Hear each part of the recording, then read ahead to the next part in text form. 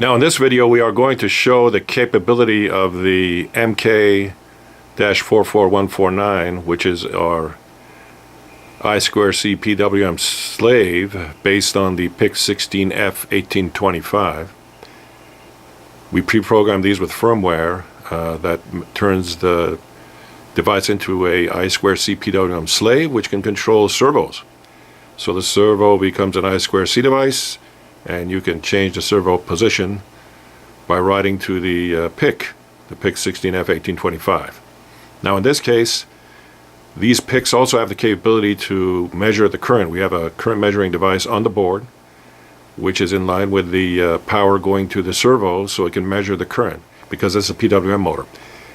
So here we show the arm in a vertical position, and note that in this case, the current we are going to monitor is the current in the elbow. So here is the elbow, see right there, and we are going to monitor the current in the elbow.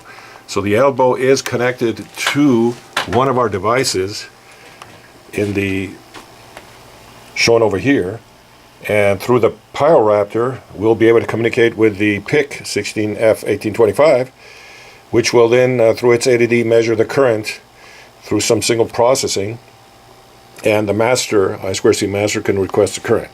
The current is going to be in the elbow. Now, we need to show the analog meter. So here we have the analog meter, and you'll notice the analog meter is showing about 0.2 amps. So this is a low power condition because the torque is minimized when it's in the vertical position like this. So we will change the position of the elbow so that it is actually at 90 degrees, in which case we are going to draw a lot of current. So hopefully we can measure that and show that on the Raptor graphical interface, the Java graphical interface. So here we show the Java graphical interface, and let's go ahead and take a good look at that. Now let's go and bring the I2C tab up, and you'll notice we'll scan for devices, and these are the devices.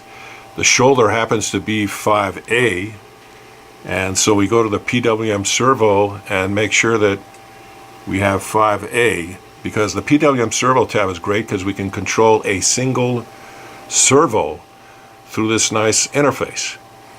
Now the vertical position is at 960, and let's keep that number in mind, and the timing is about 5 seconds between moves.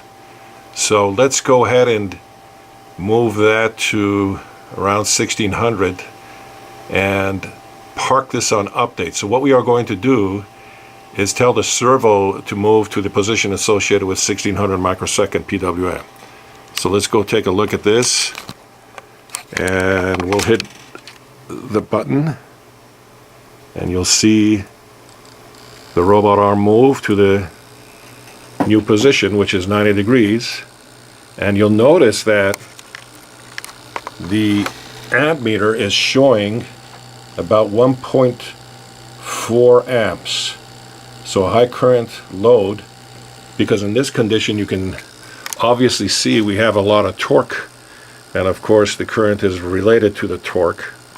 Now we're going to go over here, and if you look at the interface, we have this button called Measure Current, and we'll tell it to measure the current.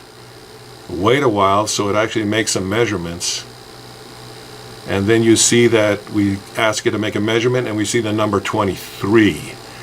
So at this position it's measuring a current associated with the number 23. Now we're going to go ahead and put this lever back to the low current position, which recall was around 960. Okay, I'm going to put this on the update, and let's go ahead and look at this, but we want to also see the amp meter. So as the arm moves in the vertical direction, look at the amp meter.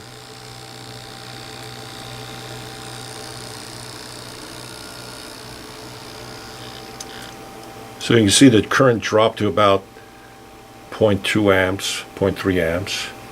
And now the arm is in the vertical position, which is the minimum torque Now let's go back to our Java graphical interface and ask it to measure the current. Again, press it once, and now it measures the current, and then we'll ask for the current.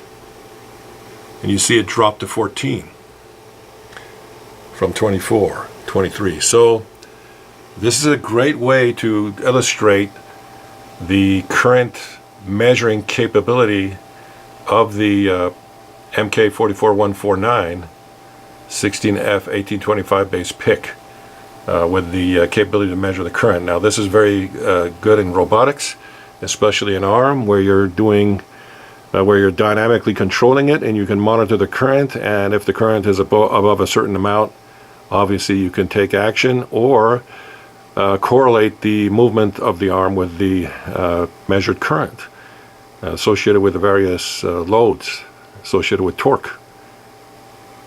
So let's go ahead and do this again. We are going to go back to a position here, which is about 1600, and we're going to hit update. Look at the amp meter as the robot arm moves. So it comes down. As it's coming down, you see the current increased. Now it's at 1.3 amps. Okay. So in this position, let's go back to the tab. And as I pointed out, you hit measure once and wait for a measurement to take place. And now request a measurement to measure the current again.